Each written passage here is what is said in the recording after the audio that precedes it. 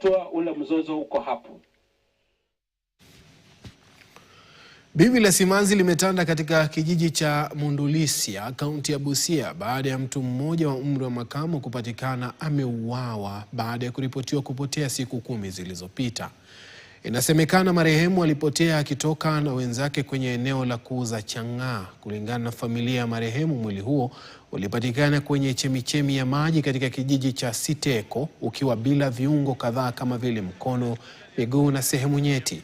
Familia hiyo inashinikiza kukamatwa na kufunguliwa mashtaka kwa watu waliokuwa na jamaa huyo kabla ya kifo chake. Mwili wa marehemu umehifadhiwa katika makafani ya hospitali ya Busia ukisubiri kufanyiwa upasuaji, huku uchunguzi kuhusu kifo hicho ukiendelea. Baba yangu aliweza kupotea tarehe 16 ambayo ilikuwa ni Friday, na alikuwa ametoka kwa mazishi mengine hapo, na wakati alitoka na akasema kwamba wacha aende katika kituo cha pombe na akaweza kuburudika na wenzake. So wakati alifika mahali pale akaweza kuburudika na wenzake, so ilifika time ya kurudi nyumbani, ikawa ya kwamba hakurudi. Serikali tusaidie, pombe ndio mingi Mundulisia. Tukiongea kama mimi mama sitaweza peke yangu. Serikali munisaidie, ni mimi tu ni peke yangu, ni mama tu peke yake. Mimi wamenidharau kwa sababu niko mama.